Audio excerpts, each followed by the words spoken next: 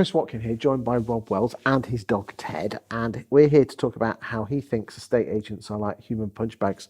Talk to me, Rob.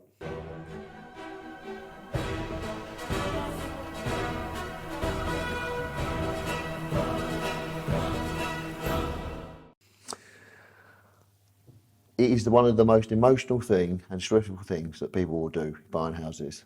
And if you don't get the right buyer or don't get the right solicitor or the right mortgage broker, it makes us that human punch bag because they can't converse or communicate with them.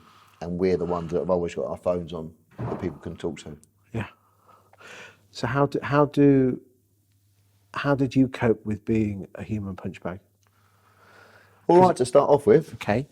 But then, as I say, lockdown changed things quite dramatically, definitely. But you have to learn to bite your tongue, which is sometimes I struggle to do. Okay. And I sometimes used to release a bit too quick and react a bit too quick.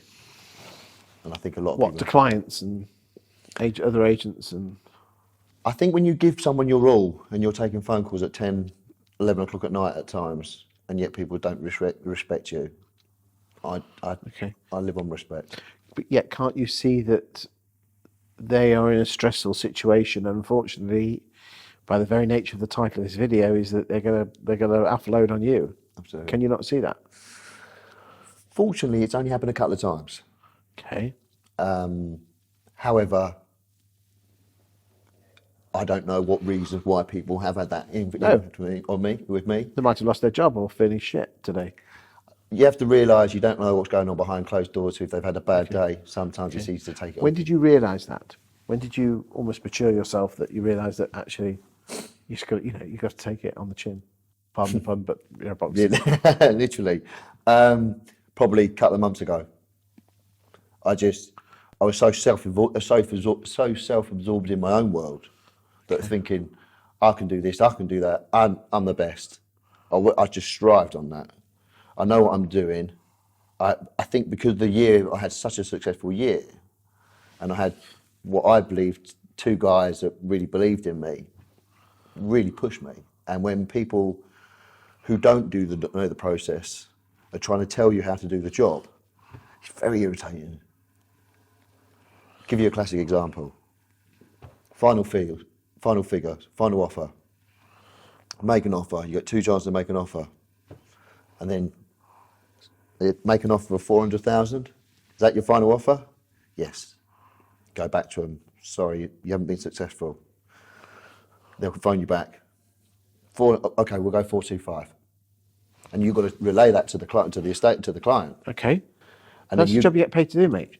You have, but if you've agreed to have a last and final offer situation in place, the vendor should honour the final figure from the first offer that came through. Should do. But they don't. They don't, of course they don't. No. People are prats. That is true. So how do you deal with that?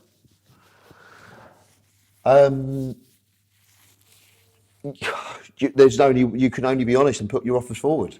You've just got to pray that some people will buy by what they said they're going to do, and some do, but not all do. What advice would you give to estate agents on if they're feeling this way? I probably wouldn't go down last and finals anymore because it's heartbreaking for the people. There's a lot of people putting offers in at the moment, being let down. Yeah.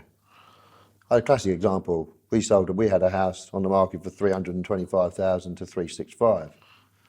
There's an interview with me with Power Bespoke, and we sold it for 21% over the asking price.